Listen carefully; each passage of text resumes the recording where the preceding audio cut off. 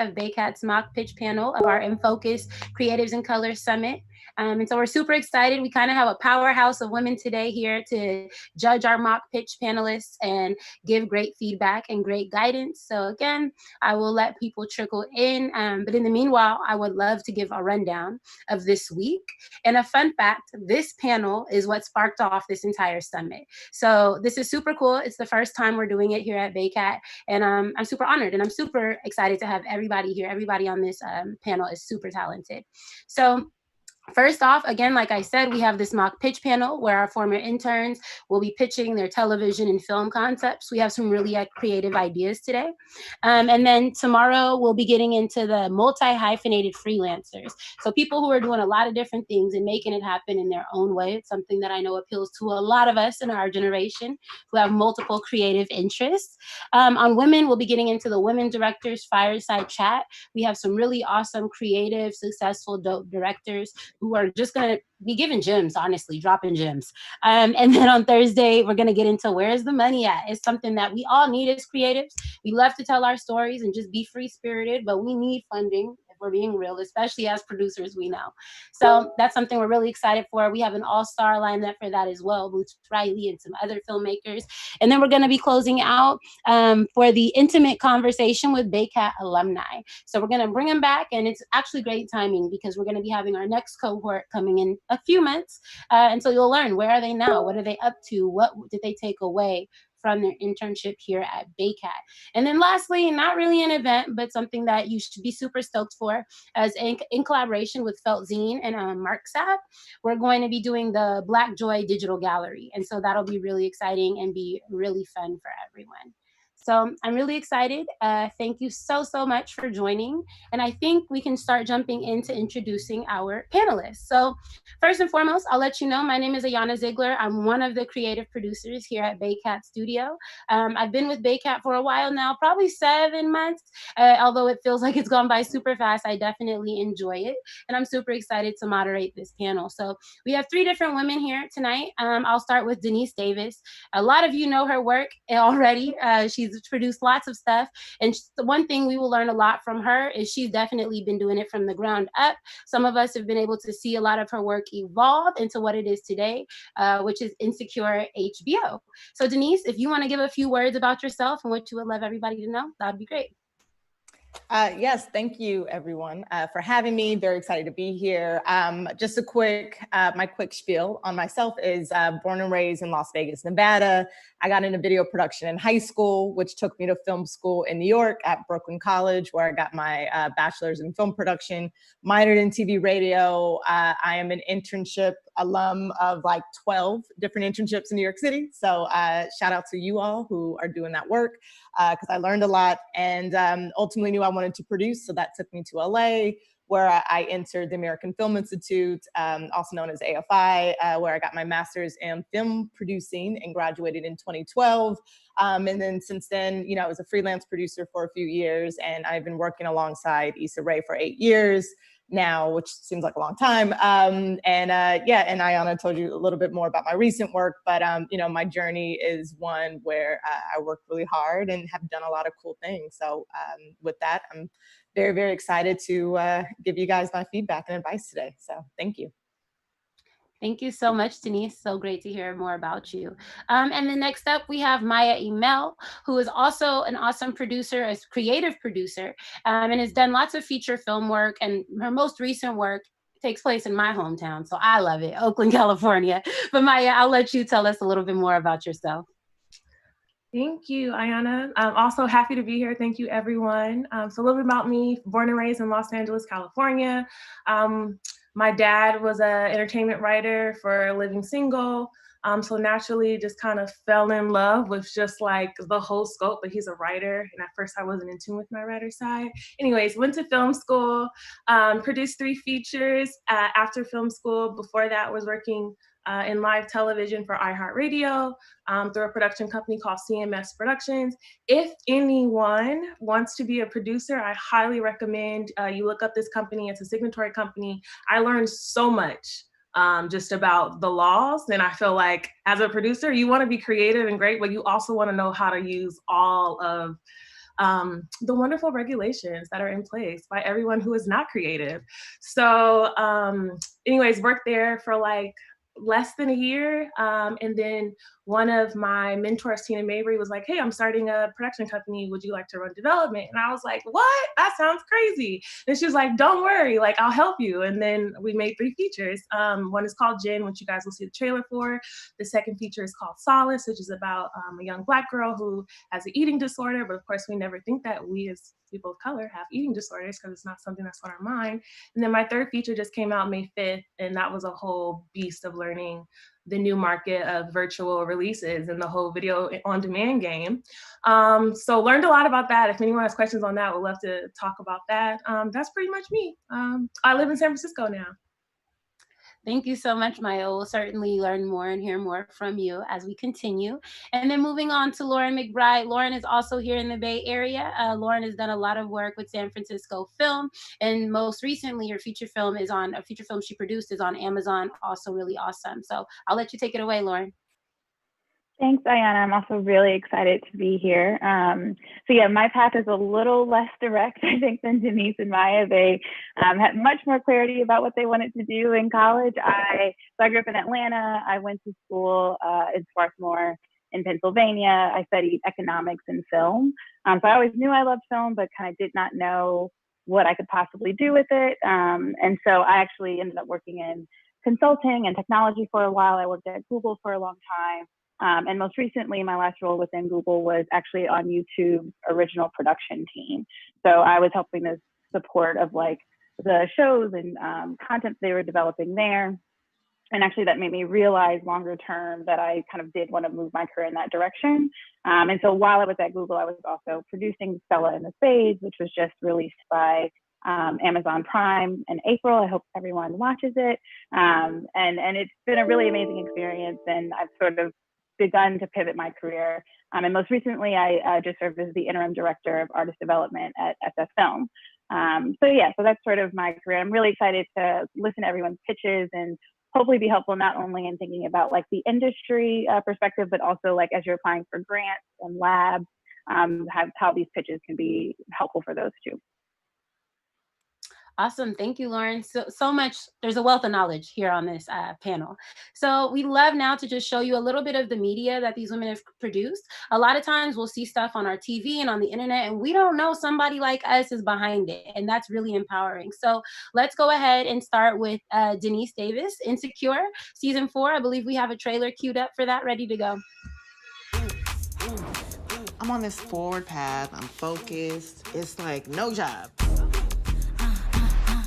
No man. All of this sounds bad, but it's actually really good. It's good vibes on. What's the latest on Issa Rae, by the way? It's all good sex and witty banter, but... Hold on. He dicks you down, makes you laugh. Hey. What's the problem? Because I don't hear it. I know that you and Condola are friends. Hey! LA is just so small. So small. Where are all the good men at? Where are your exes? Let me run up on them like you running up on mine. Why did I think I could do this? Girl, don't act like you don't have shit to offer. Issa D's office, please hold. This is Issa D. I need your notes on the flyer by 5 p.m. Sorry, that's right. My assistant's kind of a mess. Sapphire, you're a mess. I'll get back to you right away. Spencer over there offered me 5 figures for one night of passion. Now, I'll take one for the team. Just say the word. I'll never say the word. Yes, you can. No. The word is...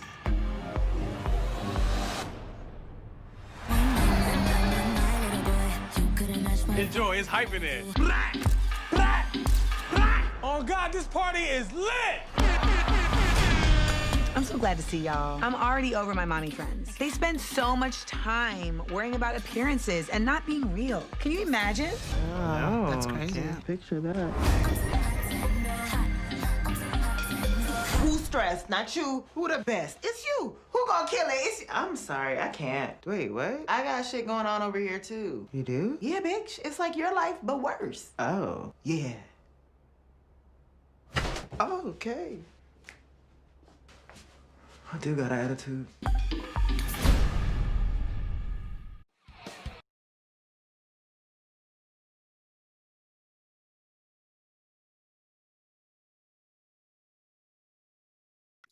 All right, welcome back, everybody. So how cool was that?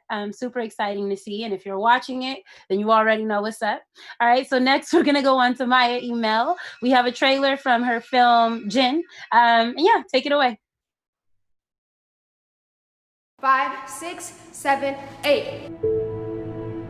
I dance because my grandmother danced. Movement is one of my only connections to my lineage, to my DNA.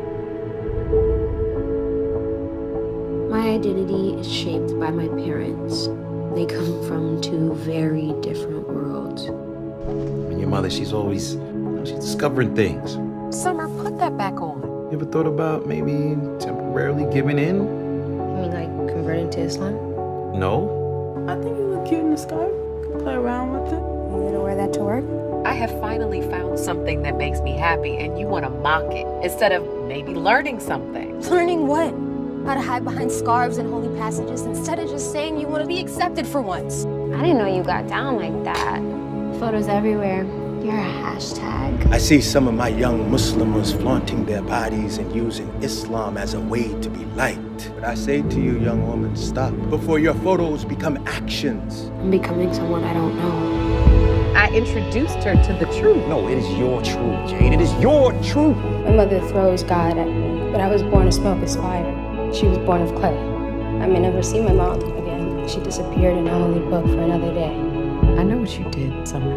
We want each other. We both want each other. And a religion can't stop that. I'm sorry. I am a smokeless fire. I am a smokeless flame. They call him JINN.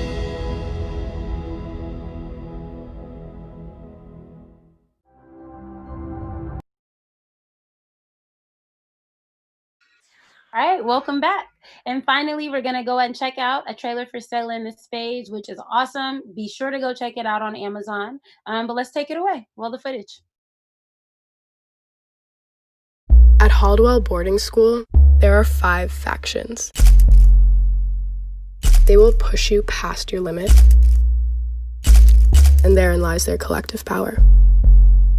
But the story isn't about the factions. It's about her, SELAH Summers, and what she must do in order to ensure her legacy. Seeing as it's her senior year, and she has no one to pass it down to, except for me. My gut says Paloma. SELAH, she's too new. She doesn't even know how the world works If yet. she doesn't know, then I'll teach her. Paloma Davis. Hey, are you busy right now? When you're 17, you've got the whole world telling you what to do. That's a mistake they make. So it's like this. There is a power amongst certain factions of the student body that has been wielded for far too long. What do you think makes what we do possible? Make no mistake, severe actions, well, they beget severe consequences. Do they ever talk about the girl who came before you? She didn't work out. You got me breaking Wasn't anyone's fault but her own. Is that what she told you? rules for you.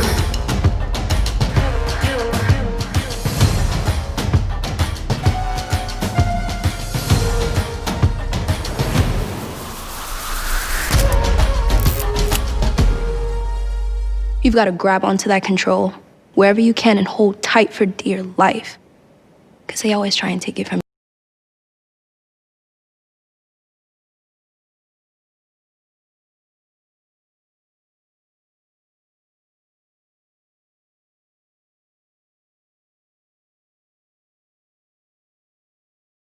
Tell you more about at the end of the night, but we're going to start off with Sky Davis.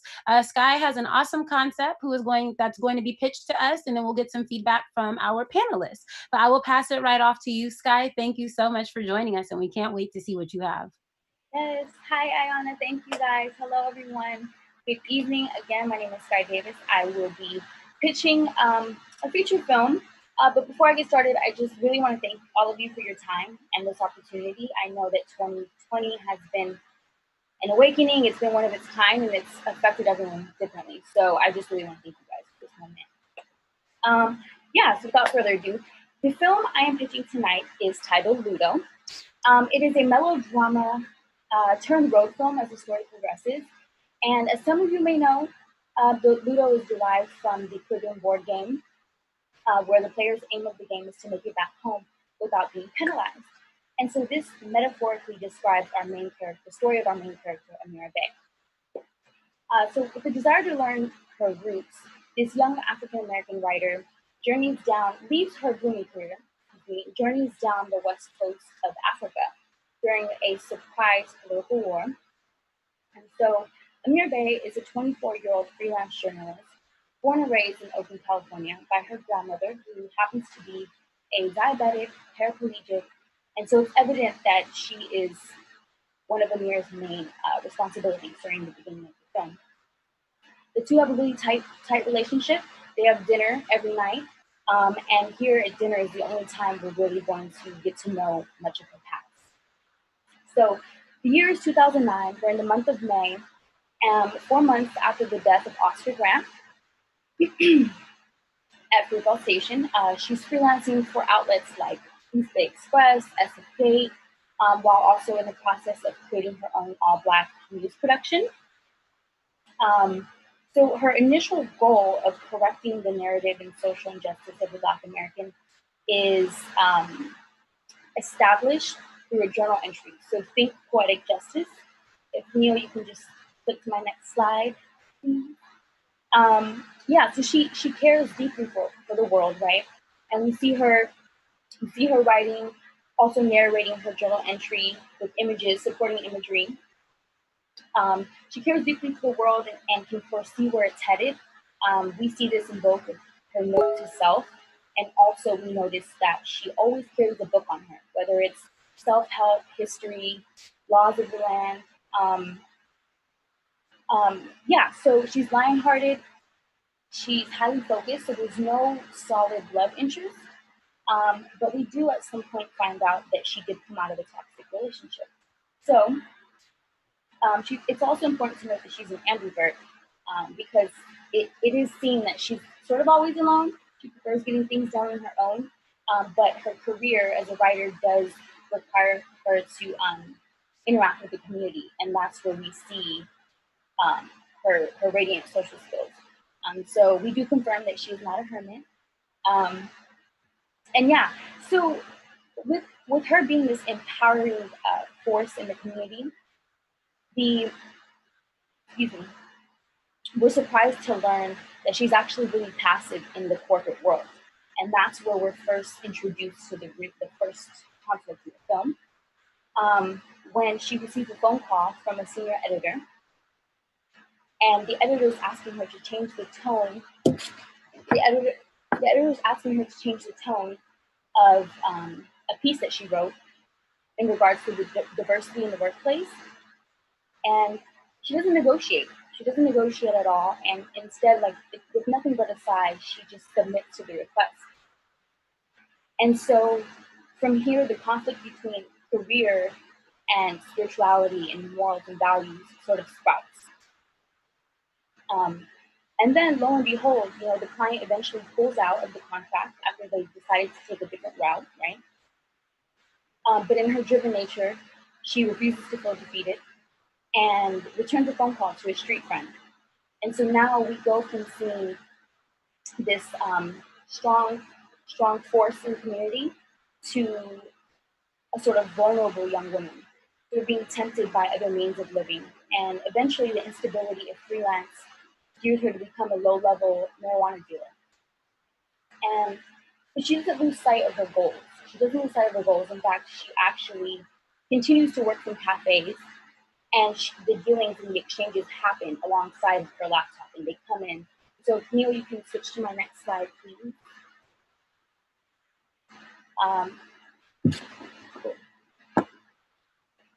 So as we can see here, we got center shot. Sorry, I'm just double checking that.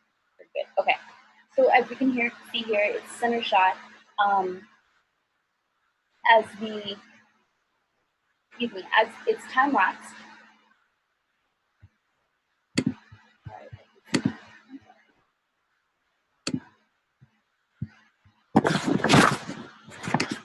Okay.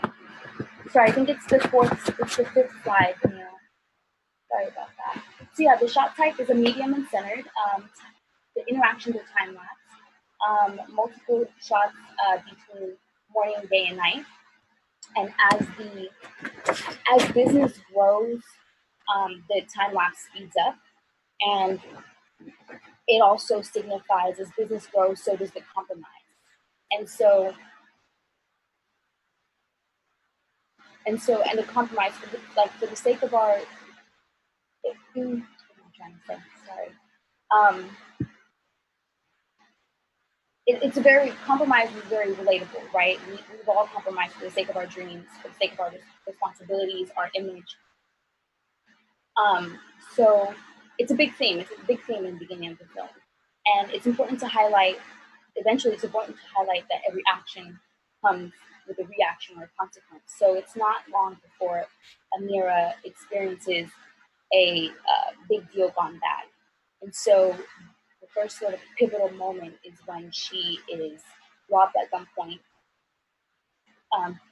punched in the face, and really physically beat down. And you can really see her emotionally, like she's just totally ripped apart from who we initially met and seen her to be.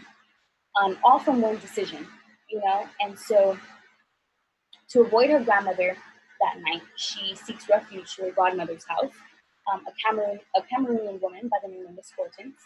And here is when she's introduced or presented the idea of visiting the said homeland, said motherland.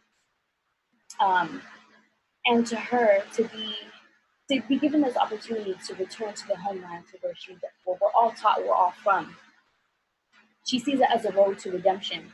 But before she can officially decide on going, she must face her grandmother, right? And I think on a spiritual level, not only is she facing her grandmother, but she's facing her morals and her values.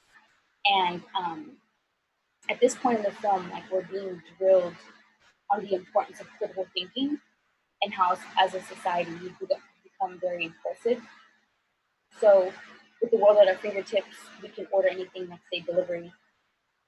So yeah, she's faced with that conflict, and she finally decides to give up her career or put on hold everything that she has going on, and decides to go to Africa. And you know, can you next slide? Cool. So eventually she does decide to go to Africa, and it was a bit of a struggle. She pretty much decided that because it would take a few months to get to her destination, that, her decision was to go to Cameroon, but because she took advantage of going to Africa and experiencing the said homeland, so she decided to fly into Liberia, where she did happen to know a mutual friend. And from Liberia, she traveled down the west coast of Africa to get to Cameroon. And so on countless of bus rides, and it becomes where her vulnerability becomes like her superpower. You know, back home she was very vulnerable financially and in the workplace, and it was a weakness. But as she put herself in a position to where she literally had no one, and she had to choose and use discernment to befriend the right people on these countless of bus rides down the west coast of Africa, where they do believe that America is paved in gold. And the minute that they hear you speak, you don't know if their plan is to then kidnap you. So she has to use the discernment to befriend the right people that are going to be her spokesperson, her guide. And so she first befriends a woman who is fleeing Liberia to go to Nigeria, being told that she's going to be married. And so we see it's an amazing journey. Like it goes from laughter to heartbreak, from rapes to gunshots to near-death experiences. It's always a guarantee that your bus is going to break down.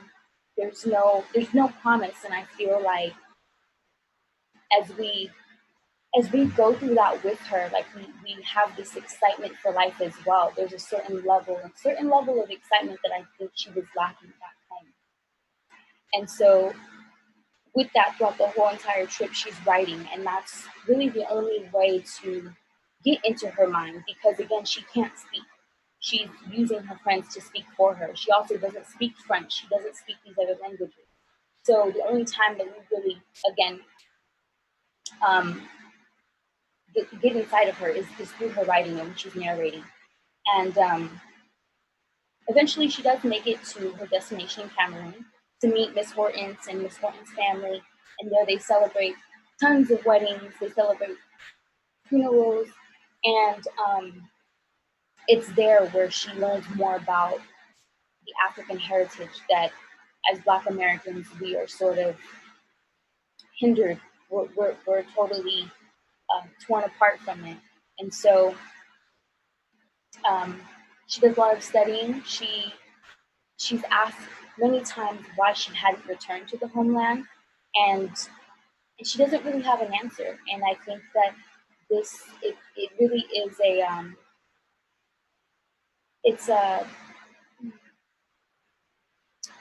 so she's there, and she has no way of communicating with her grandmother as she wishes she could. Phone calls are scarce. She does try to email, but eventually she does need to return home, and so.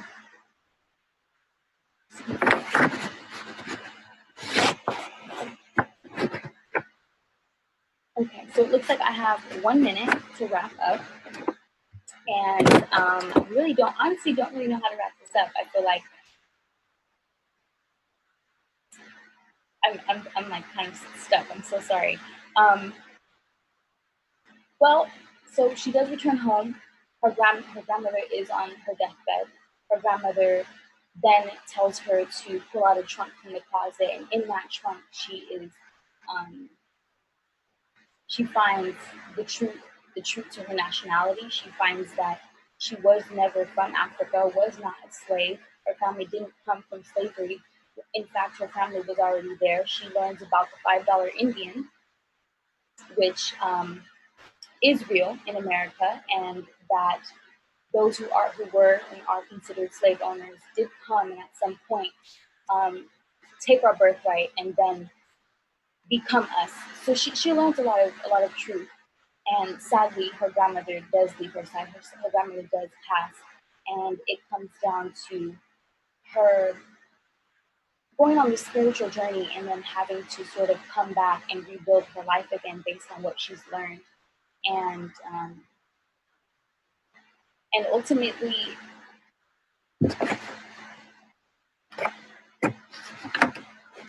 yeah. So ultimately, it's a road to redemption, and it's very moving. And so yeah, I am going to wrap this up. I'm so sorry. I wish I. Yeah. Thank you so much. Thank you so much, Sky. Thank you so much. Thank you for trusting us with your concept, and thank you for being open to critique. Now I'm going to pass it off to your panelists, but I do want everybody to know this can be engaging. If you need to ask follow-up questions, feel free to do so. This is a learning moment. Everybody, including myself, is here to learn and become the best we can be. So thank you so much to our panelists and to you, Sky. I will pass it off to whoever wants to start. I can start. First of all, Sky, thanks for going first. That is never easy. So you did a great job. The first one out the gate. Yeah, I think my first note is just that it sounds like you have a moving like story on your hands, and that you are like really trying to explore this woman's kind of inner journey.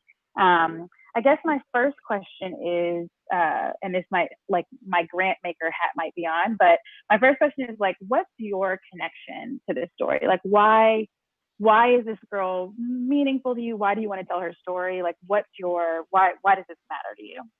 Yeah, so this girl is actually my god sister. So it is based on a true story.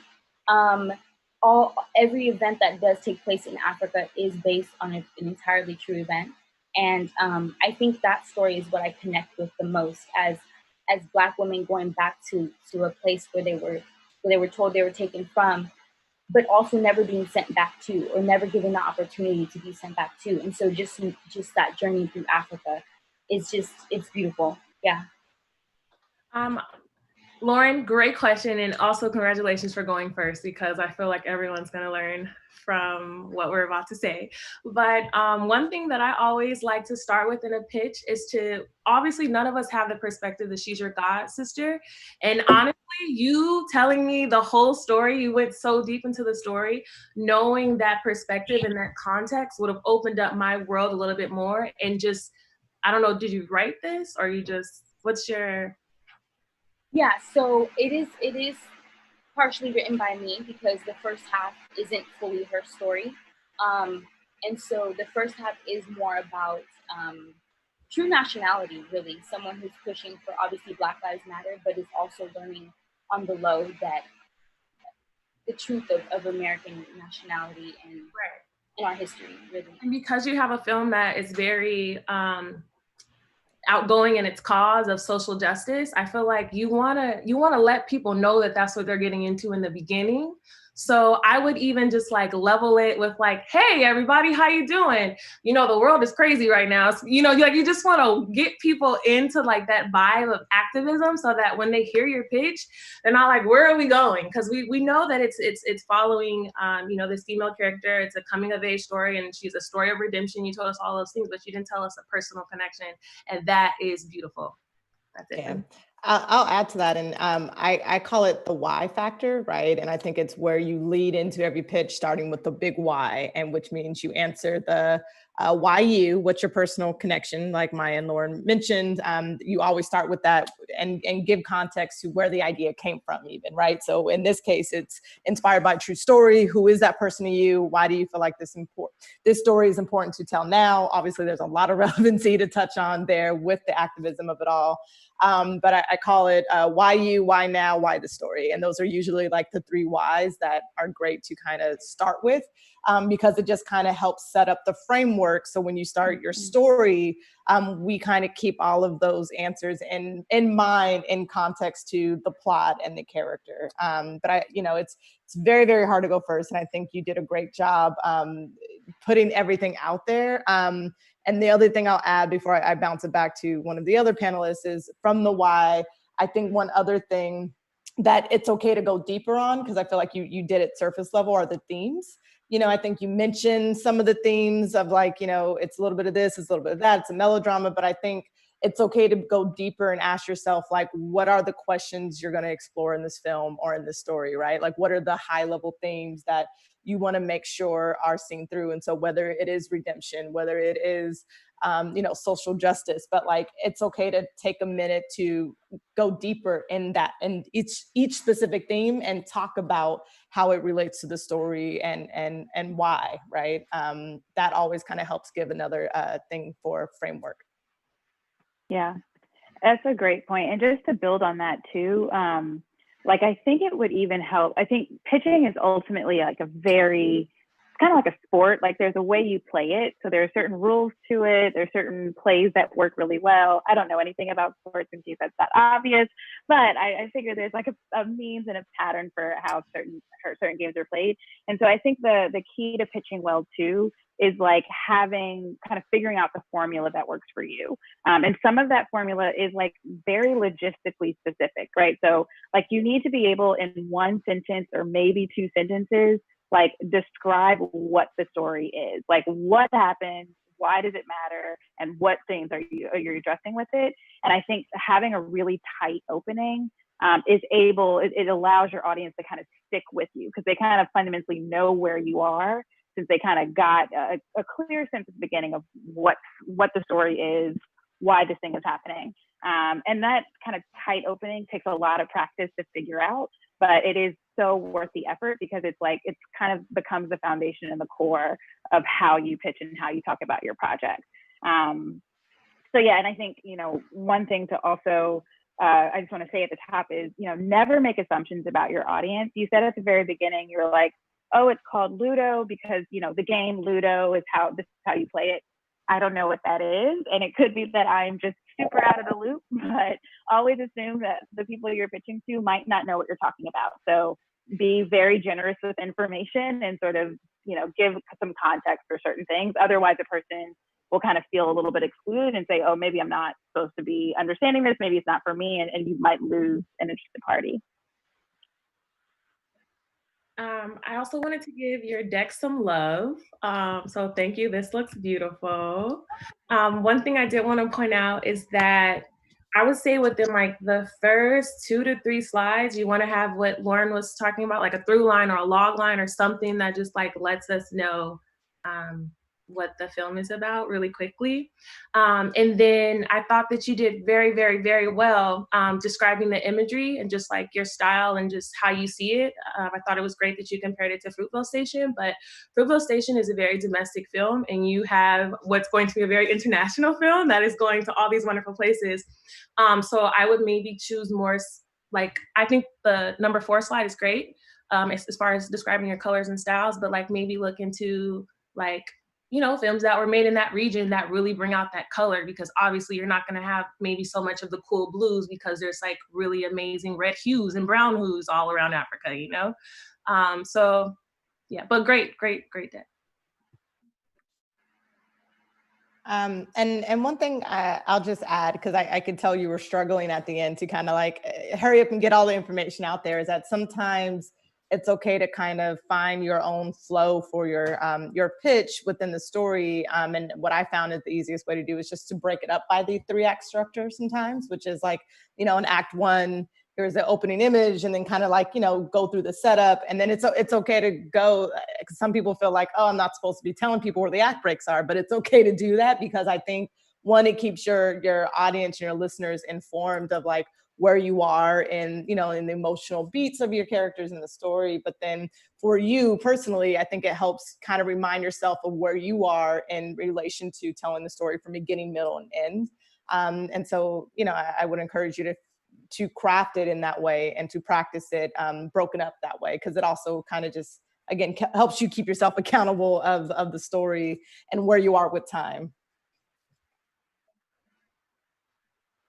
Awesome. Well, if that's it, do we have any last minute comments from any of our panelists? We're all good? Okay, awesome. Well, thank you, everybody. Thank you so much for going first, Sky. Thank you for your concept. I really enjoyed it. You have a great presence and excited to see what you do in the future.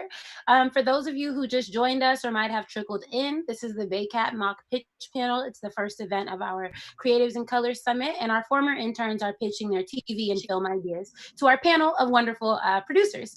So I will now move on to our second pitcher. It's Irene Pang, and she has a wonderful concept that she's going to be sharing with us. And I will hand it over to you, Irene. Thank you so much, Sky. And I'm excited to hear what you have to say, Irene. Hello, as Ayana said, my name is Irene Pang, and I would just like to echo Sky's appreciation for all the panelists as well as everyone joining us today, because again, it's a crazy world right now, and yeah, your time is very much appreciated. So just a little bit of background information on myself. I was born and raised in Harlem, New York City, and the feature film that I would like to present to you all today is actually a personal story and of my personal experience just growing up in Harlem. And there's many things that I've learned just kind of growing up in the projects. And if we are all just on the first slide here, the title of my feature film that I would be open into making like a television show or wherever it just kind of leads to. But for now, I really have in mind that it's a feature. And the title of my film would be The Harlem Hold. And one of the things, of course, that I learned from growing up there is that the hood may not love me, but I love the hood. And my log line is, in early 2000s Harlem, a Chinese American girl struggles to accept her identity. And so if we go to the next slide, slide 2, this is my main character, Sandy. She is a first-generation Chinese American. She's charismatic, mysterious, and she is visually different from the other natives in the neighborhood, so it kind of makes her intriguing, but also a target for racism. And she has dealt with racism just growing up. And of course, racism comes as a spectrum. It could either come as microaggressions or entirely as to physical abuse. So we have a huge picture of Kimora Lee Simmons here because in the early 2000s, she was definitely an icon, and Sandy happens to love and look up to Kimora Lee Simmons as she was half Asian, half Black. And she has 3 best friends that she usually hangs out with, and they have been best friends ever since high school. And so for casting, I would like Sandy to be ethnically ambiguous because the way that she deals with racism in this story is that she actually lies about her ethnicity and lies that she is half Latina. And so if we go to our next slide, slide number 3, I would just like to talk about the environment of the neighborhood and then the environment that Sandy is in. So it's kind of like this home versus Harlem, inside versus outside deal here. So at home, it is completely different from outside. It's very traditional Chinese. It's extremely loud. She has a lot of people just cramped up in one area. Her mother is a single mother, so she's also an immigrant. So her English isn't great, and it just kind of mirrors and shows that the parenting of Sandy's mother isn't that great because as a single mother, she had to just kind of make money, provide for her family.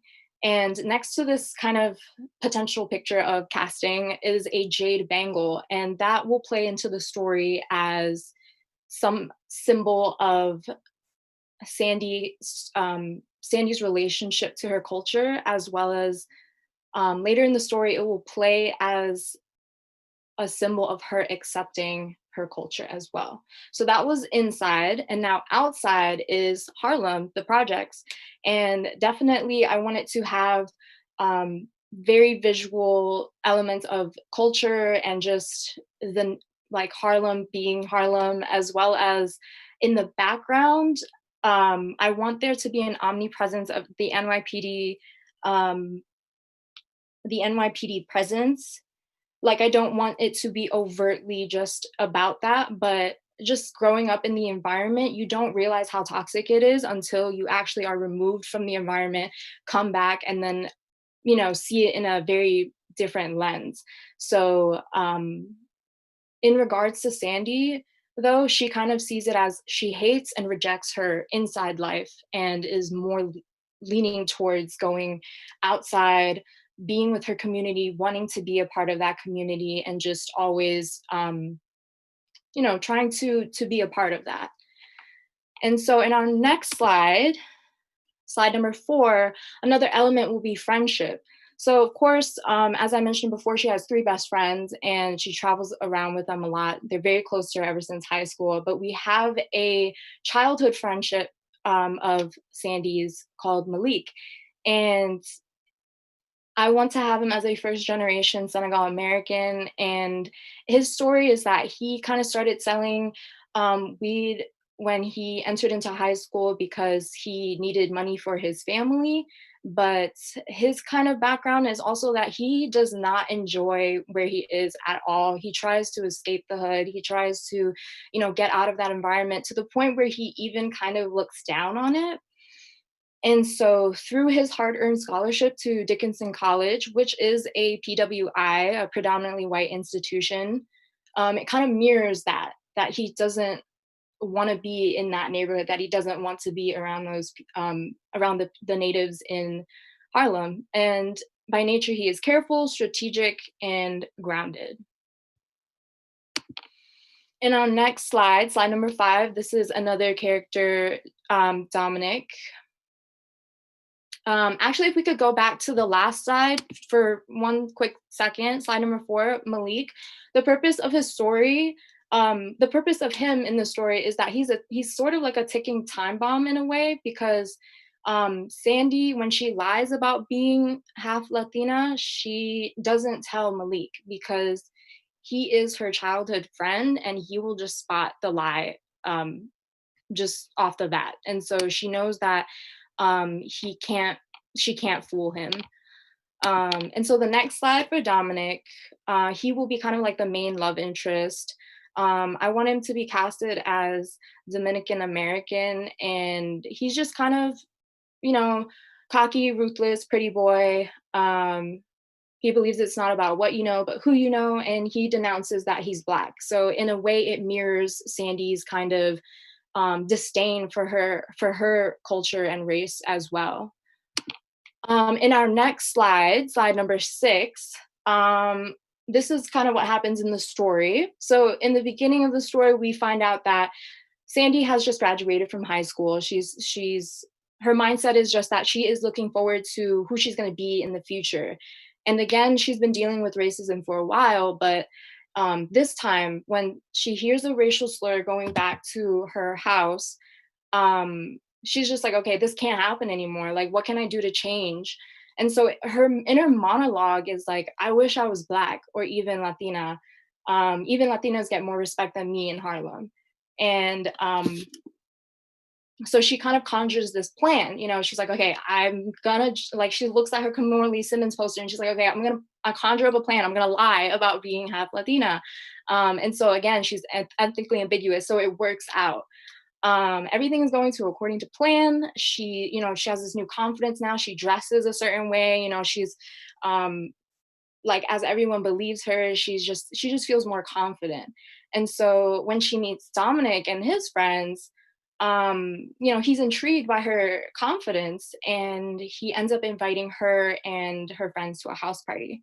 And so, you know, one day Sandy gets home really late and her mother, you know, they get into an argument. And this is a huge point in the story because this is the time when she kind of yells at her mother and just really verbally says like she hates her mother's accent or she hates just where she's coming from, her tradition, her culture, and it's a pretty heartbreaking moment for her mother.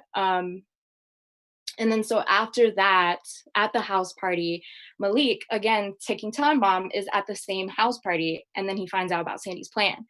So there's a confrontation, and Malik is coming from a background where he doesn't like his community, and yet Sandy loves the community and she's trying to be, you know, a part of that. So they're coming from opposite ends, and at the end of that confrontation, she chooses to be with Dominic and to roll with his crew and just kind of like accept that self-hatred. But seeing as how she and Malik end up on shaky grounds, a different type of shame sets in for her, and she's no longer like with the people who love her and accept her, and she kind of starts coming home earlier. She doesn't want to be out anymore. And her mother, although she's still heartbroken, she kind of starts to see where Sandy is coming from. And so another important part of this, I don't know if you guys remember, but the jade bangle comes back into play, and her mother, like understanding a bit of her daughter now, decides to gift her a jade bangle. And so of course the significance of that in Chinese culture, usually, traditionally, a baby or a child gets a jade bangle and then they grow into it. But in this story, she'll have to like force the jade bangle onto her hand and it does not come off.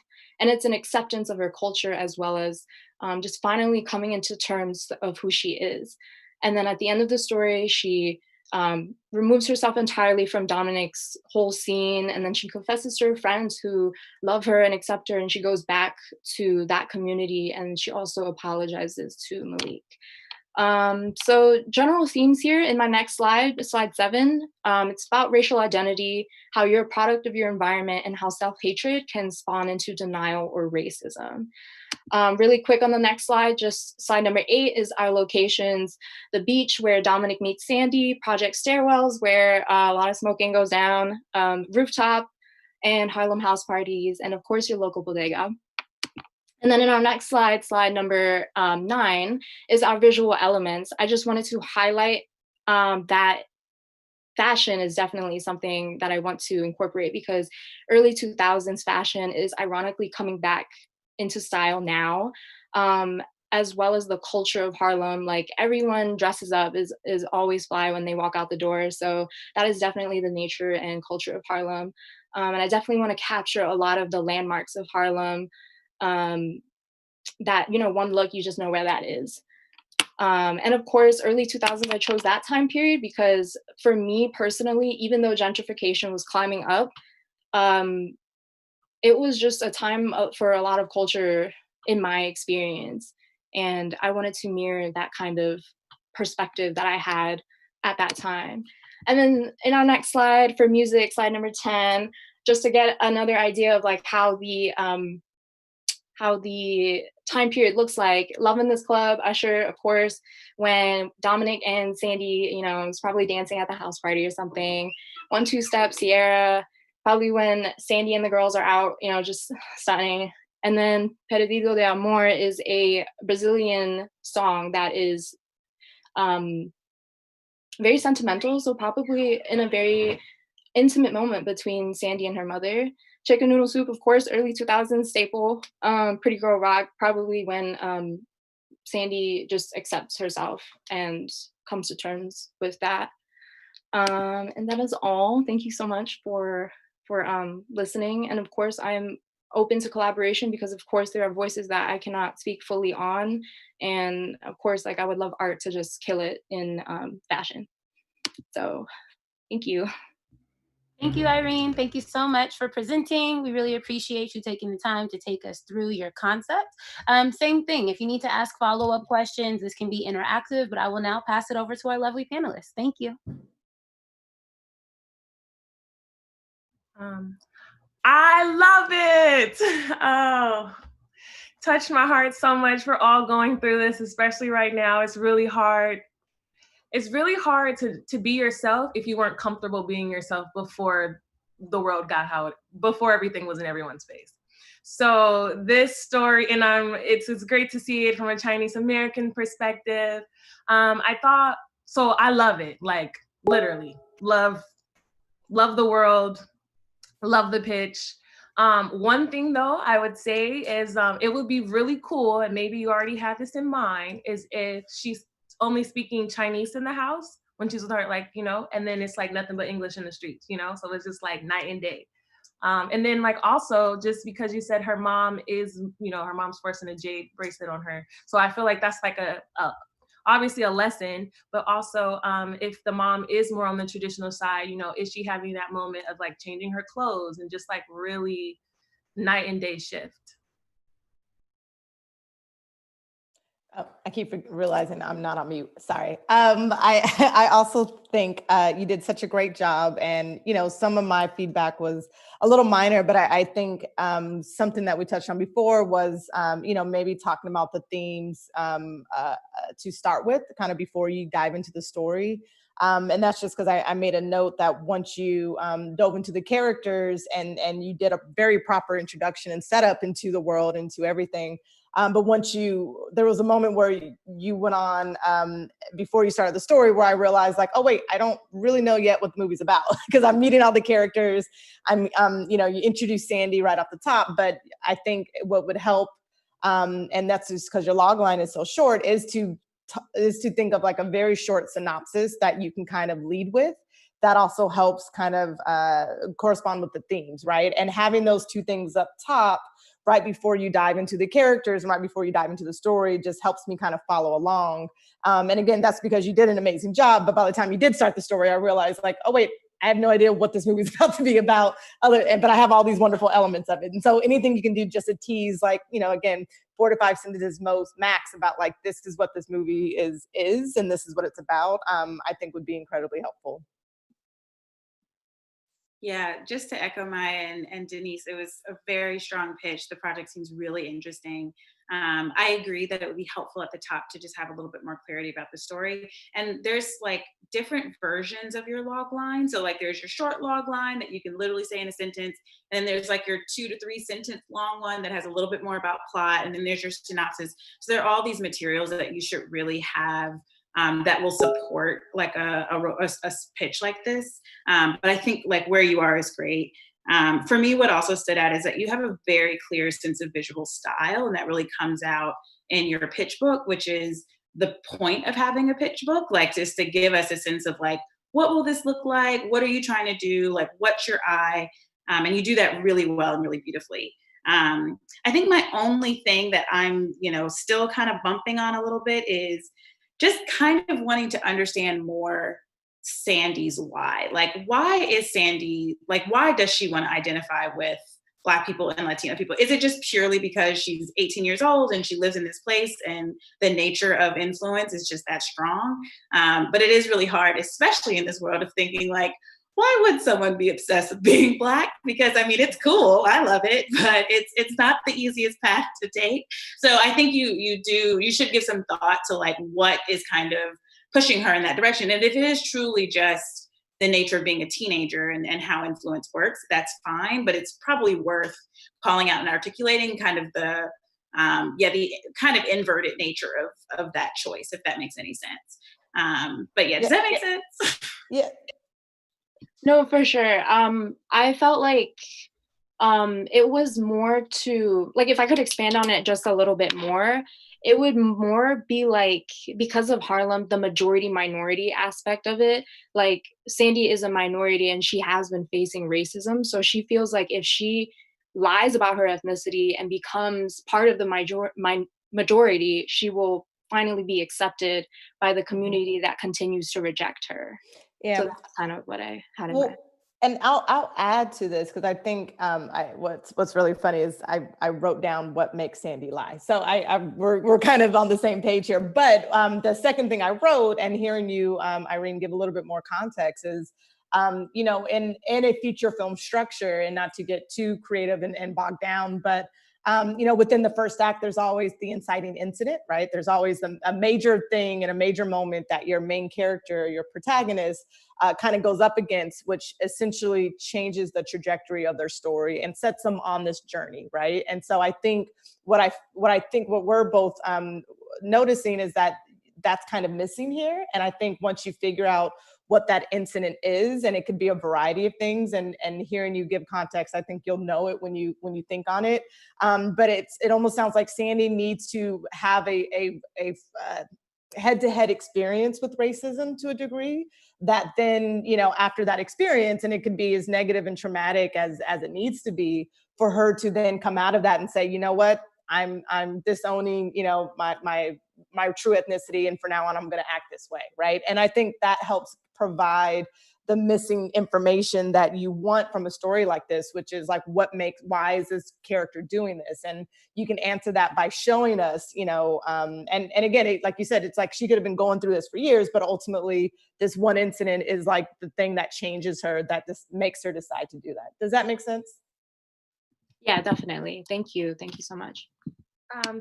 One quick, everything that Denise just said will also, as an audience, help us understand why we like her and why we're rooting for her. Because I can tell you, as someone in the audience, watching someone lie, because I don't have the privilege to lie, obviously, but I want to know what Denise said, the inciting incident that makes me feel like I want to root for her to find herself.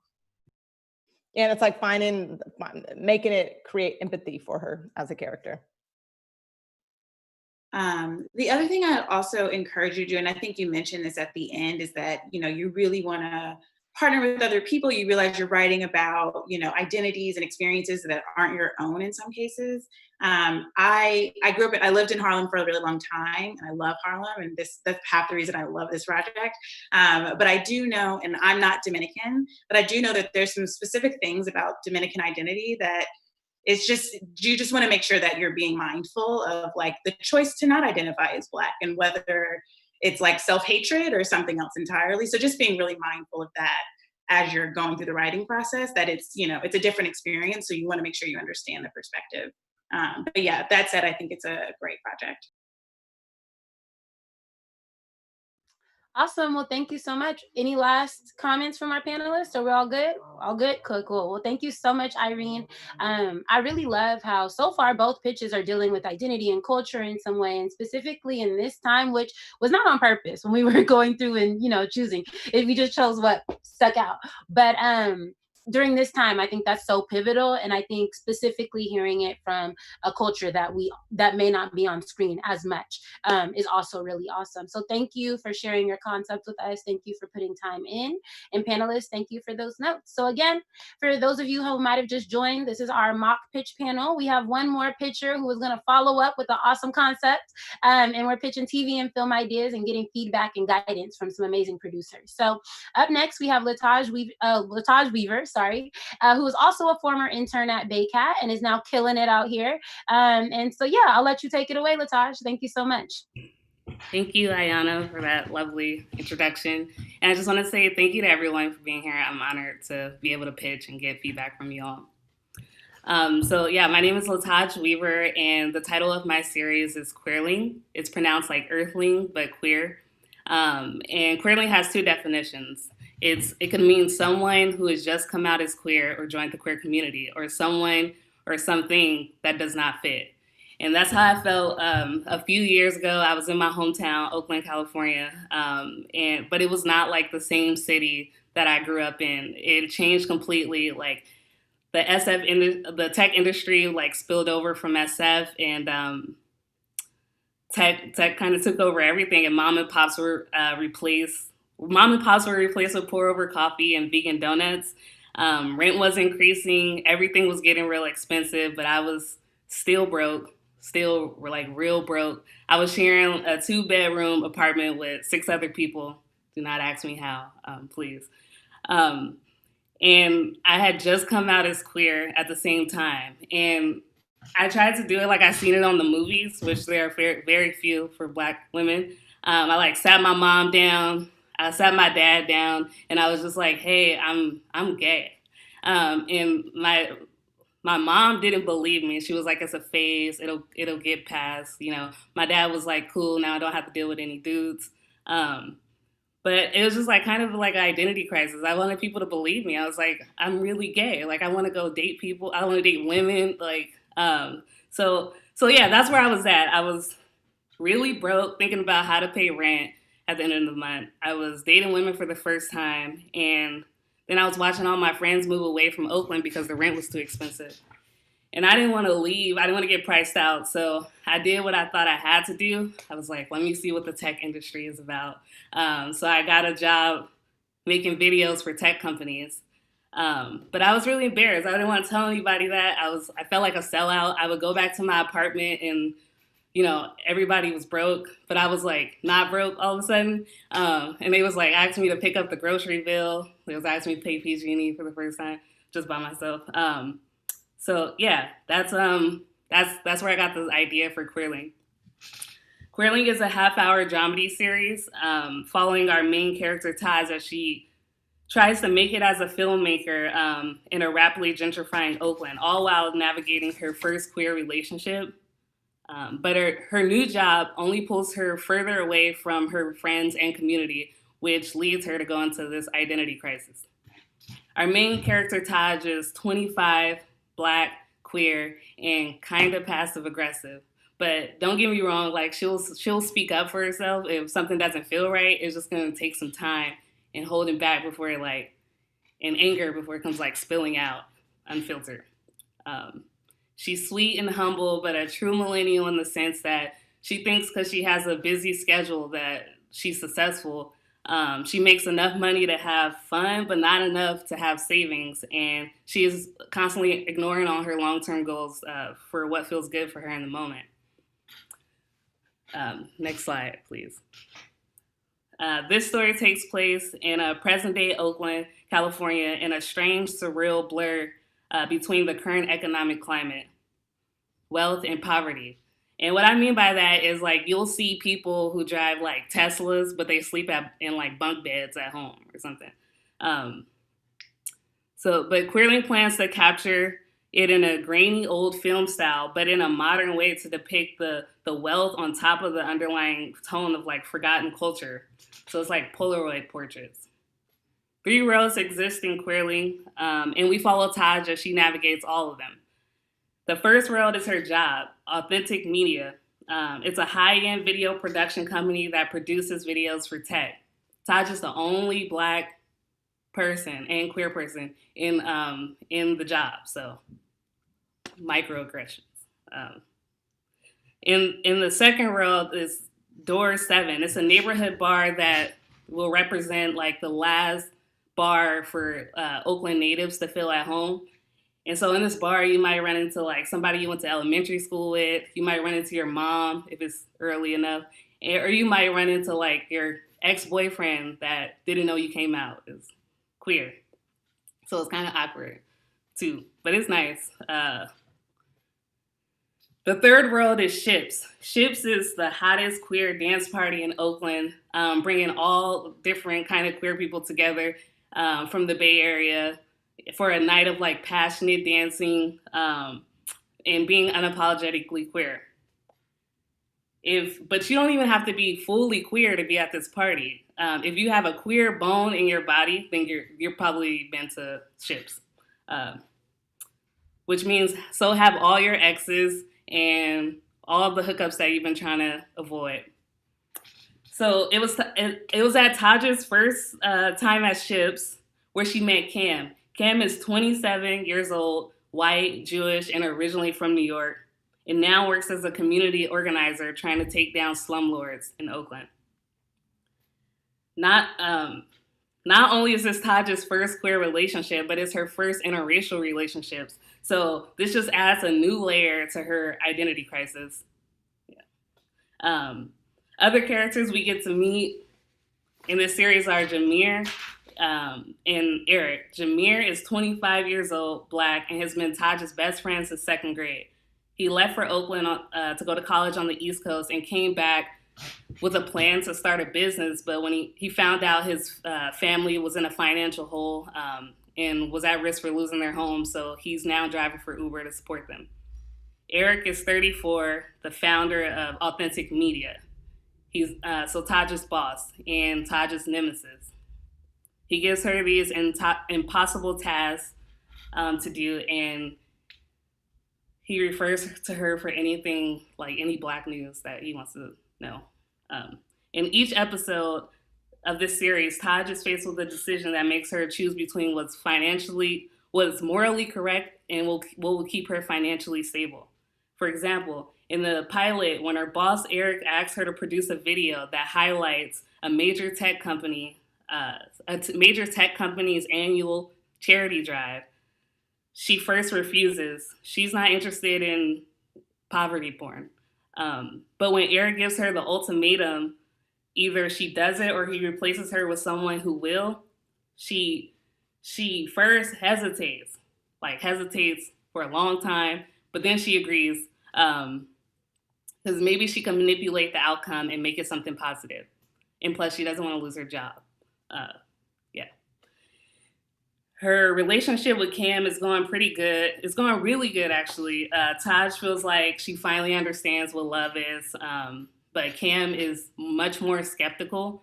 When she finds out she's like Taj's first girlfriend, she's like, "That's too much pressure. I don't want to do this. I don't want to be your first girlfriend." So she says that they should open up and explore dating other people, but while in the same relationship, like polyamorous situation. So Taj turns to the closest person to her that she knows has a lot of experience dating women, and that's her best friend Jameer. And although they grew up in the same neighborhood and they're kind of cut from the same cloth, their mindset on dating women and intimacy is very different.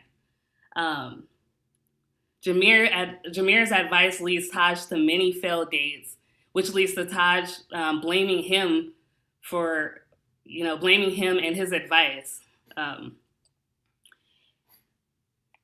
At first they bump heads, but then they realize they both have some unlearning to do around toxic relationship tendencies, and they go on that journey together and hold each other accountable.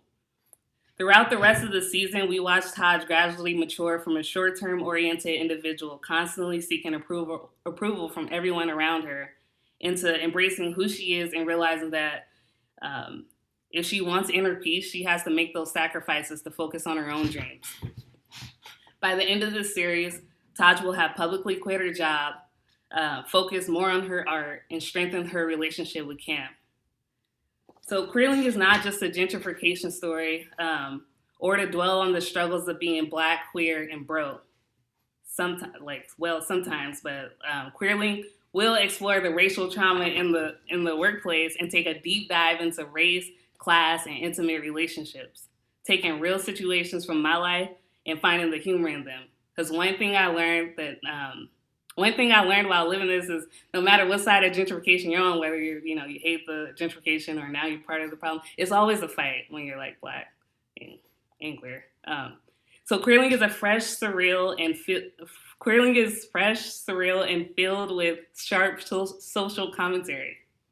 While there are many shows that tackle some of the same things that Queerling does, like gentrification, identity, love, queer community, dating as a millennial, and trying to make it as an artist.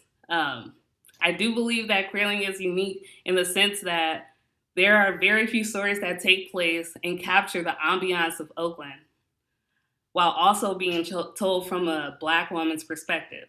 And while the Bay Area, or SF specifically, is kind of the queer capital of the world, there's not really much representation on like TV. Like there's many like documentaries and short films, but we don't really see kind of what SF has going here. So I could see Queerling appearing on networks such as Hulu, Netflix, and HBO. Those are the networks that have the same type of audiences that I think would like to watch Queerling. Although there are some networks that lack representation, so maybe this can be a good opportunity for them, or for Queerling. Yeah. And so thank you so much for listening to that pitch. Thank you. Awesome job, Lataj. Thank you for being vulnerable and setting us up with your personal backstory. I'm going to pass it back to our panelists. And again, I'm loving these identity exploration pieces. I'm loving that it's funny and it's, it's fresh. So thank you. All right, take it away, panelists.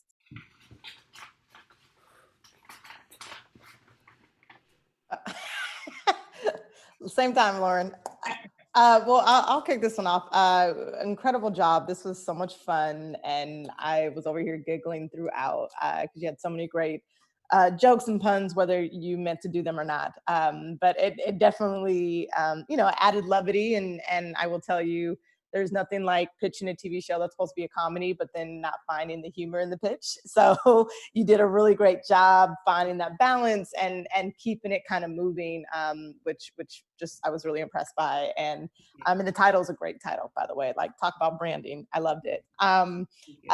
I'll just go ahead and jump into like a lot of the things that I thought, whether you know or not, that you actually hit the mark on when it comes to a TV show pitch. And just for the general audience and for you, Lataj, that pitching a TV show is different than pitching a film, right? Like the format, the structure, the flow aren't not really the same to a degree because, the format of the script and the process is different. So just knowing that there are things that you did that are actually like right, that I was genuinely impressed after hearing the feature pitches too. Because again, I'm like, oh, I wonder if she knew that she was supposed to talk about this and that. So anyways, what I meant by that is, right off the top, you told us you did a great job by telling us the format, which is like half hour, what genre it lands in, which is a dramedy. You right off the top obviously started with your personal connection, which is crucial in television, like crucial, because you really want to know like why we care. And I think you did a great job tying in your personal connection to that. And then immediately you went into the world and the characters. And so like your flow and again, your structure was spot on. And I thought you did a really incredible job. And I'll shut up in a second, but I'll say that the two things just up top that you didn't include that you should for next time is comps. Like television does also use a lot of similar comps in terms of other shows that are on television that you feel like are similar, whether it's visually or tone or in character storytelling. So it's okay to say it's like, I hear this all the time, but it's like Game of Thrones meets Insecure. who knows what that show looks like, but you're taking, you're taking pieces of shows that people are going to be familiar with and using them as an example to put them in the mindset of what you're using. So, and again, you can be as specific where you could say it's like the tone of Insecure meets, the levity of Fleabag. I'm making things up, but you get what I mean. You can use the comps. And then the last thing that I'll add before I pitch it over to the thing was I had a question about the format, which you answered, but is usually mentioned up top. And so this is just like a general television note, but in TV, most storytelling are told either serialized, which is what Insecure does, which means every episode, the story continues on and tells almost like a through line. Or it's more procedural based, which means in every episode, there's a beginning, middle, and end, and they don't really connect. And so you kind of start the story over within every episode. Sitcoms do a lot of this. Shows like Blackish would be like a procedural, right? Because the formula is the same. And the story may or may not continue on. But I bring that up because at some point in your pitch, you mentioned that Taj kind of relives, she kind of goes through the same problems in each episode. And so that made me go, oh, so it's a procedure. But I was like, but it sounded like it was going to be serialized. And so I would just encourage you to decide on one and then craft your pitch and what happens within the series around that structure. So I'm done now, but great job. I just got really excited. So thank you. Thank you. Appreciate it. That's really helpful. Yeah, just to, sorry, go ahead, Maya. I was just gonna say, phenomenal. Your personality just completely shined through, and I think that's why we all bought it. 2, you're the first person to talk about your target demographic, so kudos to you for knowing your audience. 3, I wanted to know if you've heard of the show called 20s by Lena Waithe, because literally, I think you could have pulled some visuals from there, because this is still, young adult. The only you got a spin on it that 1, it's Oakland, 2, it's tech instead of entertainment. So great job. Great job. Thank you. Yeah, just to echo everything Maya and Denise just said, you did a really good job. I think for me, the part that was, you used humor like so well throughout the pitch, and it felt really natural and not forced. And so I was laughing. It gave me a sense of your humor, like your tone. It gave me a sense of what will be funny in the show.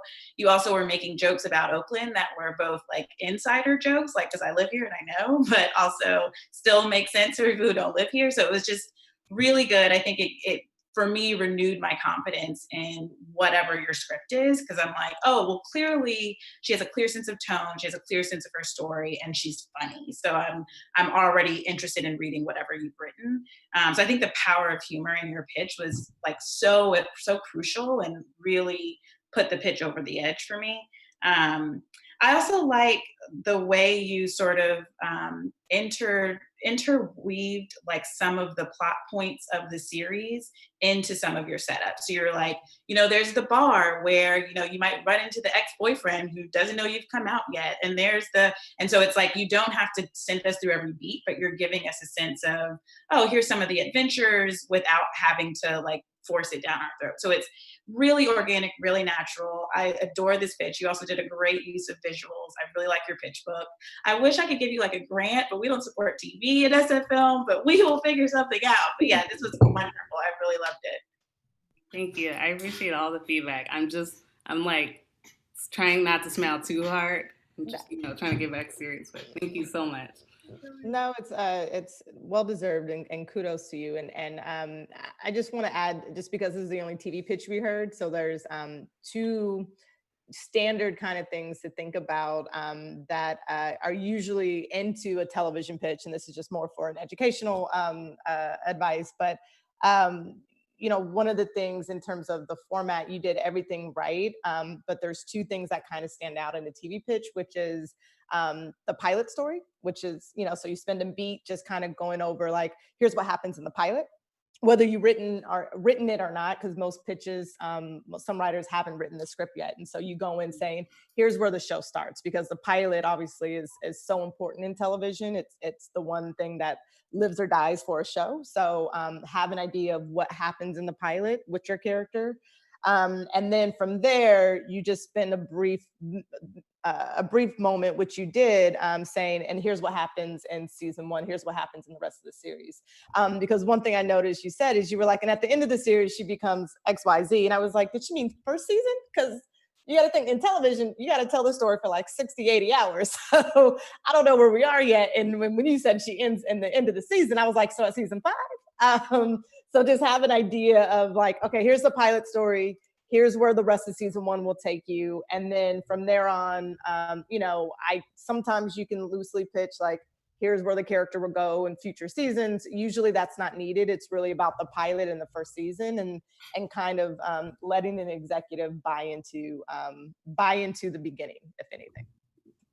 To piggyback off of Denise, I had that note as well. Just when you go into your pitch, you want to make them know this show is worth 5 seasons or 6 seasons, and you want to own that. And in order to do that, you got to show me an emotional journey that's going to take that much time. So it's just kind of like, when you say the end of the season, as Denise said, what season is that? And then 2, like maybe it's a limited series. Maybe you're like, oh, the first season we're doing this, and the second season we're following one of the other friends, or whatever growth is happening. We just want to make sure that it just doesn't, we don't want every season finale to end happily, obviously, because we want to come back with that the first episode of the second season that's like, So when you're writing and you're thinking, just think about ways to continue to grow your character so that they can survive these long journeys. Mm-hmm. It's so true. The rule of thumb is that in a movie, you just have to think about enough story for 90 minutes to 2 hours. In a television show, if you were hoping that your show lives for season 6, 7, and 8, you have to think about how they tell their story in 60, 70, 80 hours, which is a big difference. But to Maya's point, the character and their journey is important, and you have to make sure that there's enough gas in the engine to really see it through. Or else you will end up like Grey's Anatomy, continuing to repeat storylines over and over. How many plane crashes are we gonna watch? You know what I'm saying? You gotta just... Okay, thank you. It's really helpful. Well, thank you so much, panelists. Any last comments? I think we're all good. Thank you so much, Lataj. That was awesome. Very proud of all of our pictures today. Thank you for bringing yourselves, your personal stories, and bringing us content we need. Lataj, I heard you say you're holding back your smile. Please don't. We need all the Black joy we can get in these times, and you earned it. So yes, please don't hold back any smiles. And for in the audience, I hope you're taking notes. I definitely am. I have ideas that are getting enriched right now, so I hope you do too. So thank you. We are now going to move into the Q&A portion of the panel. I have some questions just in general, but then I also would love to kind of get into your individual backgrounds as well. So we have a lot of time, so feel free to answer as thoroughly as you love. But just to get started, I think something that's very relevant to the pitches that we heard today, and to all of us is, how do we walk the line of not reinforcing negative stereotypes, but still wanting to tell all of our stories? I'm a Black woman, so I know Blackness is not a monolith. Being a woman, being a Black woman is not a monolith. So I want to tell stories that maybe might walk the line of reinforcing a stereotype because they're authentic, but I don't want to reinforce the system, right? Those systematic or systemic messages. So how do you all do that in the stories you tell? Is that somebody else's job? For some of the people who are watching and maybe might not know, what exactly does a producer do in some of these? You can also say, do you help to inform that decision, or is that somebody else completely? So take it away, whoever wants to start. I was gonna say I can start since I just produced a movie about a girl who sells drugs and is really mean to people. I think, so to me, stereotypes are like, not to get real, but like another tool of our oppressor, right? Like, or another way of telling us who we can and cannot be. And so I am just kind of not a fan of allowing them to limit. To me, it's all about, is the story authentic? Is the story reflecting some experience that either the person who wrote it had, or some vision that they have for the characters or whatever else? So it's kind of just pushing through and actually just breaking the notion that we're beholden to stereotypes at all, and not even making this effort to, I want to make sure I'm not telling a story that's based on a stereotype. It's like, well, just tell a story, because the very nature of stereotypes is that no one is a stereotype. If you're telling a story of a complex human being, then by the very fact of doing that, you're not going to be playing into a stereotype or playing into a negative stereotype. So to me, it's really about, just kind of completely, it's pushing for authenticity and pushing for truth, and reflecting the full humanity of the characters that you're telling a story of. Yeah, I totally agree with that. I would say, what are you saying? Because you should write what you know always. Because the minute that you try to write for some idea that you think that you have, then that's when you start to perpetuate that stereotype, right? But if you're writing from a genuine experience, then it feels authentic, right? And we're not just not saying anything. Because if you're just communicating, if you're just telling a story to communicate a stereotype, then you've just failed. You've lost your voice, right? Because there's nothing original about that statement. It's getting a little deep. Yeah, I would say I agree with everything. And, for me personally, I look to connecting the authenticity, but the intention, right? It's like, don't say you want to write an authentic story with different types of ethnicities within your characters, but not have intention or purpose for why they are who they are. Like, I think what really grinds my gears is when people will take a script that's written for all white characters and think they can just make them a different ethnicity and it makes it diverse, right? And it's like, that's missing the point. There's intention behind, how this character becomes a white woman to a Black woman that maybe changes some of her decisions and choices that she makes as a character. And so, I just think that it's so important to make sure that our stories are represented in multiple ways, and we're not always adhering to the same stereotypes and tropes, but more importantly, to showcase that we are not a monolith.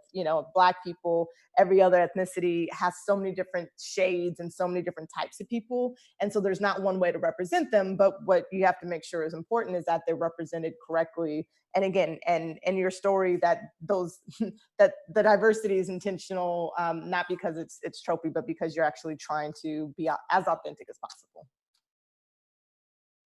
You asked Ayana, how do we get involved as producers?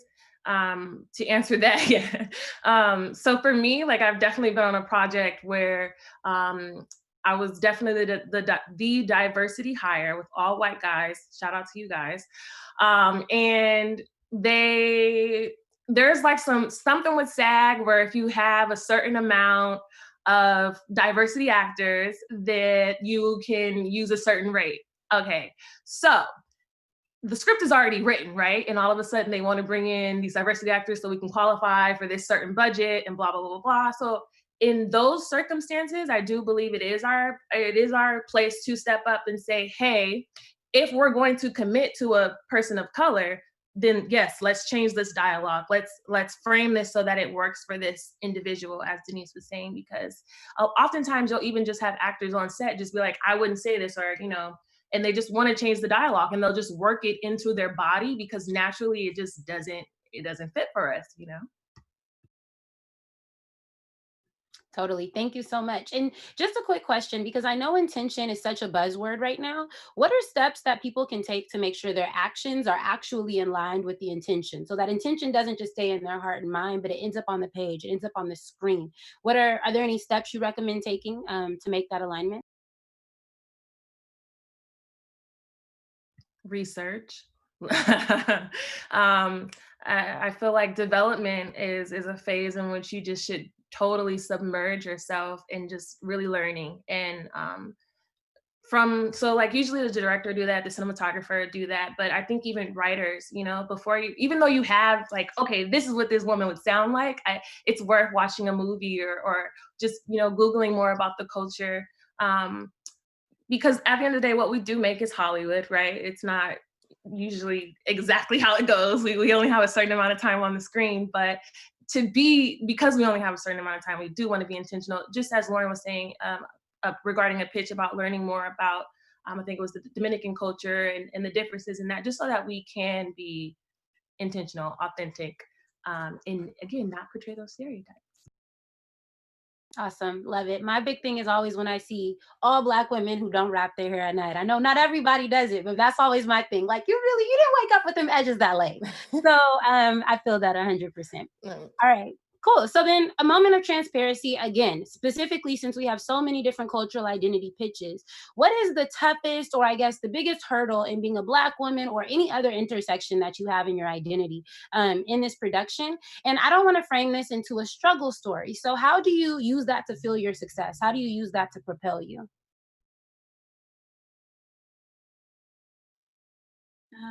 I can start. I think, I don't know, I think it's like being a Black woman anywhere where it's like, you just, I don't know, for me, I feel like the best part about being a Black woman is that you have like a default, I don't know, like sisterhood, like group of people that you can just trust and know that in any room, 90% of the time, you can find each other and you know that you'll hold each other down. And so for me, what I have found most fulfilling and rejuvenating and everything about producing is like my fellow Black women producers and the Black women directors and writers that I work with, and the people that make this work and make this industry workable and survivable. And so for me, it's all about the network. And I feel like the beauty of being part of being a Black woman is that you sort of have this amazing just kind of default group of people that you know you can trust and go to, and again, not 100% of the time, but a pretty significant percent of the time. And so that's what makes it workable for me. Yeah, it's always a tough question.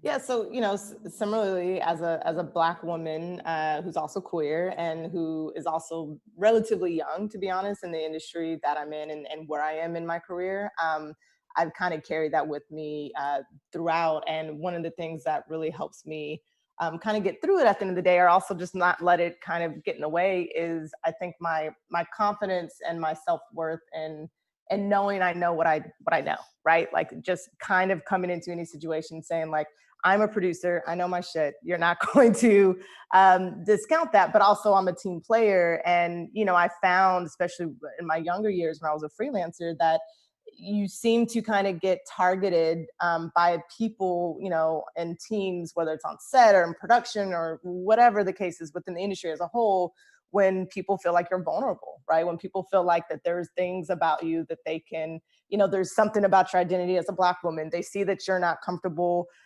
with your sexuality. And those are, to me, areas that allow you to be vulnerable for attacks, right? Or allow you to be vulnerable for someone to use that and misguide that.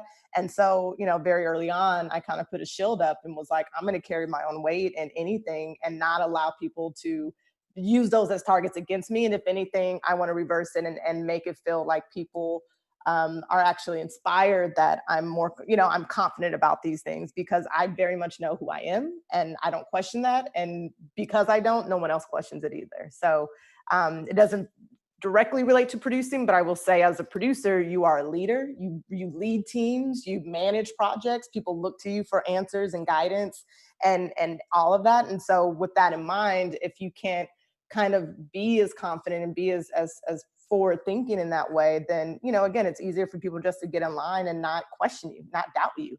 So. Absolutely. So I learned a very tough lesson. So when I made my first 2 features, I hired all people of color. Third feature shot in rural Illinois, all white crew, never worked with them in my entire life. It was very hard for them to have a Black female producer. The only other female, of course, makeup and hair and our production designer. That's it. So you have 4 women amongst just white men. And, the first week was hard. And the biggest thing I can say is just don't take it personal because it has nothing to do with you. And all the work that you've done, everything that you've prepared to do.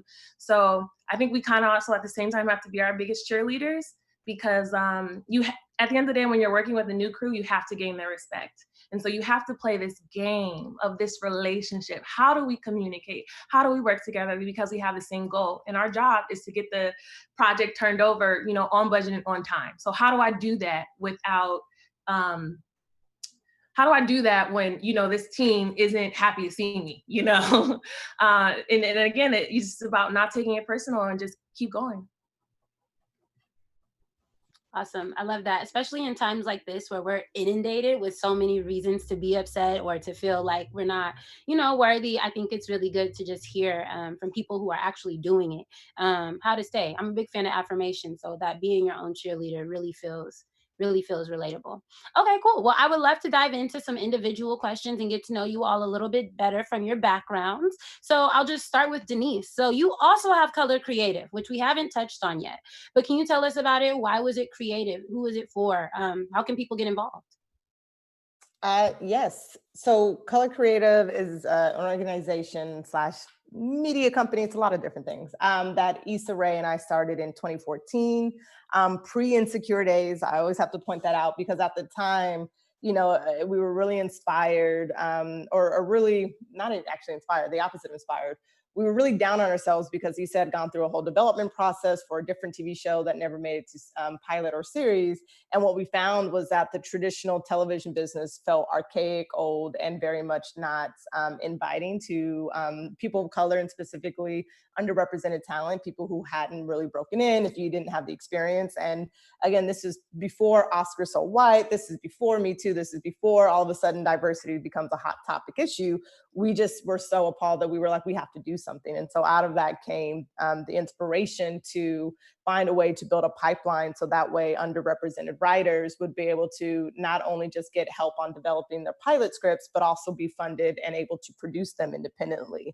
And so Issa and I stepped in and did 3 pilots the summer of 2014, almost made our girl broke, almost lost all of our money, like just putting every dollar into these projects, but we just wholeheartedly believed in what we were doing.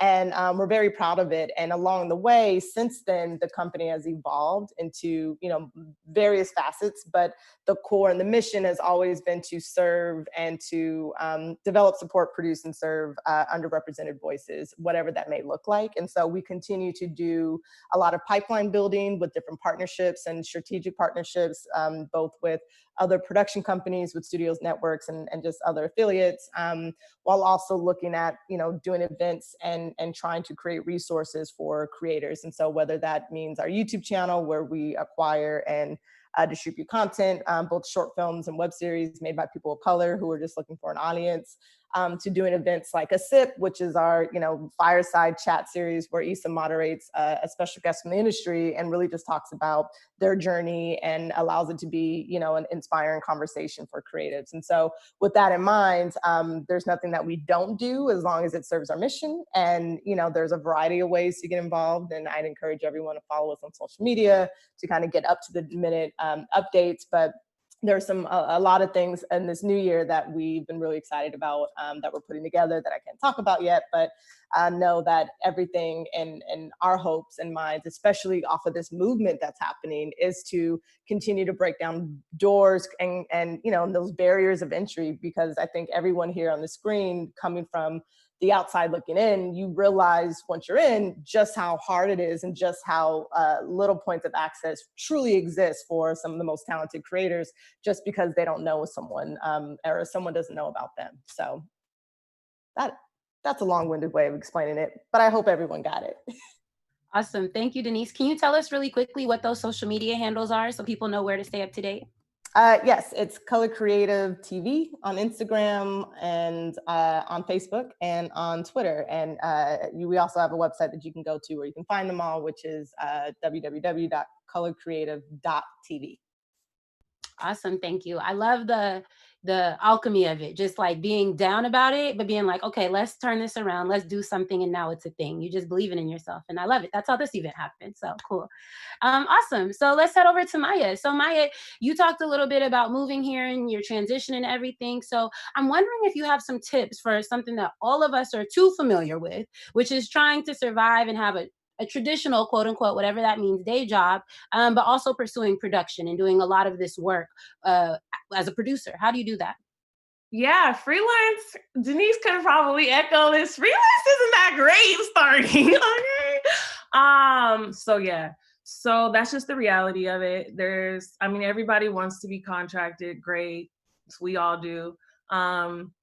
you just have to keep going. You should never not be learning. You should never not be networking. I mean, I met up with Denise early on in LA and picked her brain. Like, you just really want to meet and network as many people as possible. Sundance, go to Sundance. If you're in California, it's like maybe $100 one way to get to Sundance. Like, just do it, get yourself there. You don't need a pass, just network. Go to all the parties, meet people, learn from people. Just, make connections for crew. You never know what people are working on and which they might need help on. So just like building your network is like the most important thing if you want to do anything freelance. At the same time, you also like want to be able to like live the life that you want to live. So I think it's a balance of like carving out in your calendar what you can commit to, what time are you going to set for writing, or what time are you going to set for budgeting, whatever it is creatively that pushes you, set that time, but then also like set up. I've been hearing there's virtual networking things going on. So like join these things. If you want to be on the independent spectrum, there's Film Independent. There's just all different programs for you to join. If you want to go on the studio space, internships, like just do them and pick everyone's brain, and don't feel like your voice and your questions don't matter. Nothing's stupid because you're still learning. Awesome. I know that's going to help a lot of people. I know that there's this like misconception almost that it's like one or the other. I cannot pursue my dreams until I've made enough in this. And that's so not true. Gotta do it. Gotta just take that plunge. So awesome. Thank you so much. Okay. And then now heading over to Lauren. So this is a question I know a lot of people are going to want to know. You've had experience in Sundance Lab and the Film Independent Fellowship. So what was your experience like in those programs? How did it help you? And do you have any tips for getting in? Yeah, I mean, those programs were transformative, both for like me as a filmmaker, but also for the project that I was producing at the time. And so one, I think the main reason that organizations like Sundance and Film Independent and CineReach and SF Film and all these others are so crucial is because they do give opportunities to people that might not otherwise be able to get access. So, talking about having the right network and everything else, there are, real burdens and real obstacles to that. And so, the beauty of these programs and these organizations is they try and break some of that down. So I strongly encourage everyone to research all of these organizations and all of their labs and grants and everything, because making these part of your network and getting these folks invested in you as an artist does a lot to start to bolster your career and bolster your work.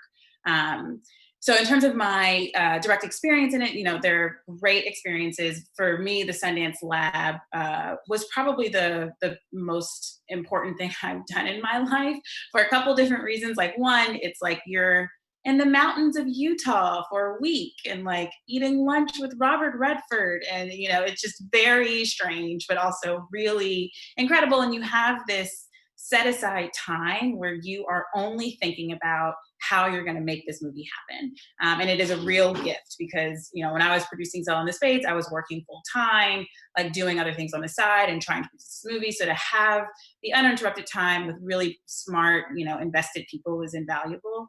And then the other thing is obviously you walk out of there with a cohort of incredible producer buddies, right? So other people who are in different stages of their careers, who are invested in your project and vice versa. So one of my fellow cohort mates, Neil Croakey Williams, his new film, Miss Juneteenth, is coming out this week, which is why I'm telling you, everyone go watch Miss Juneteenth because it's going to be great. But yeah, so they're great for building networks, for starting careers, for kind of figuring out your moves. In terms of applying and making your application strong, a lot of what we talked about in the pitching actually is what matters in these applications. It's like, why you, why now, why this? And getting really clear and believing what you're writing in these applications. So, what makes you the right person to tell this story? Like, why are you trying to tell this particular story? Getting really good at writing about those things and talking about them is ultimately what kind of pushes you over into, being considered for a lot of these labs and programs. Awesome. That's so great.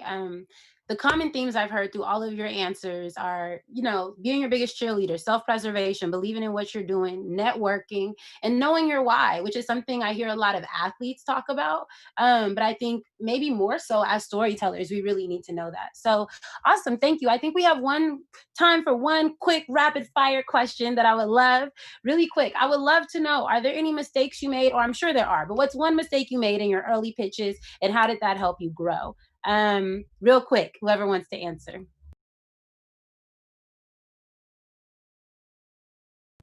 Take a second. They're taking a second, y'all. I'll go first. I made a lot of mistakes in my early pitching days. I think our big one was we went to like a pitching network event where we literally pitched 30 people in like 2 hours. So, you know, it was like all these mini meetings. And what you end up falling into in those is like you start sounding like a robot. You just like kind of say the exact same thing, and you know the person asks the exact same questions, and so there's no real spirit there. And for me, I realized quickly people aren't investing in your story. They're not like trying to support your story. They're ultimately interested in you. And so if you're not like lighting up when you're talking about this thing that you're trying to make, it becomes really hard to convince someone else to put their money or their time or their energy behind it. So just try and stay really fresh, and just kind of, you know, knowing your why is really helpful in that, but making sure this thing like lights you up and like you can clearly see and show that it's something you're passionate about. I'll go. I think in my early days, one of the biggest mistakes that I just overlooked was putting more emphasis on the visuals than the story, right? And saying like, here's what the movie's gonna look like and the feel, and like, look at our 50-page beautiful deck that we put together with all of our references. And this is so naive, but you know, but then you go to pitch the project and immediately the person's like, well, what's this about? This doesn't make any sense. It's like, you know, and really kind of poking at all the holes because we didn't focus on making the story as best as possible and practice that, versus feeling like, oh, we'll tell them about the story and the deck will sell itself. And it's like, no, like people sometimes, the deck is great and the visuals are great, but the story at the end of the day is what makes people want to invest in you and want to invest in your project, no matter who's attached. And so I found early on, and even in my case where I'm at today, where there's several times where I'm setting up shows or films without a director attached because we're selling them on the story. So big mistake, learned it so long ago. And obviously I don't do that any longer, so.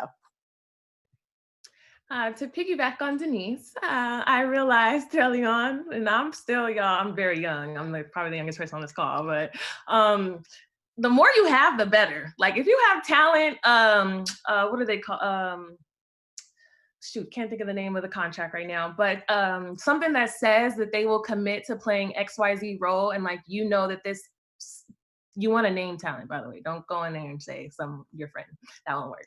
But the more you have as far as the package goes, the better. So like, if you have a director that's already got XYZ credits and is already in this specific budget tier, amazing. And you're probably like, well, how do I get that?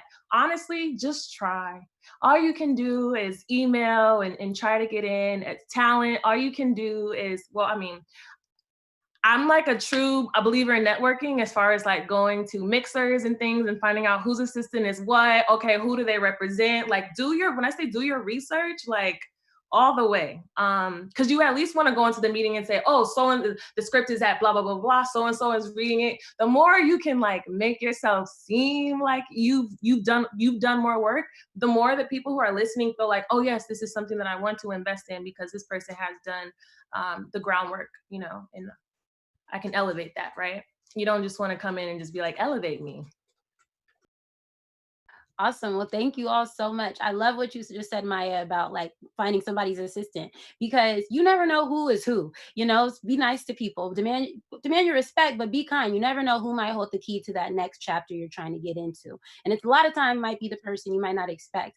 I'm gonna pass it back to Denise real quick. Well, no, I just wanted to add, because when Maya, I forgot she was joining today's panel, and I looked at my emails because I was like, when was that? And I met Maya 5 years ago when she was first moved to LA for like a coffee break, and like, it blows my mind when I think of like all that she's done now and be like, dang, Maya done come up. Like she done grew up in this world, because like you know, at the time she really was picking my brain about all these different things and what my journey was like, and then also always followed up, right? And so to now see that she's gone on and made these movies, like, it makes me so proud. But I just wanted to say that, Ayanna, because like, people don't sometimes understand that, like, one, how small, you know, this town is, but then two, you never know who you're going to meet and when you're going to meet them and what kind of influence they may or not have, or also how your lives might be reconnected years in the future. Like, they may be your boss one day. So, you know, be nice. Totally.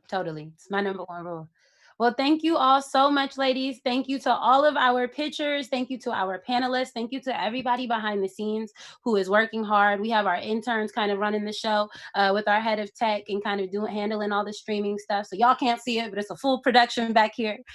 So thank you, everybody in our audience, for tuning in. I truly hope this was a learning experience for all people involved. Again, panelists, it's a crazy time. So thank you. I can't thank you enough for your participation.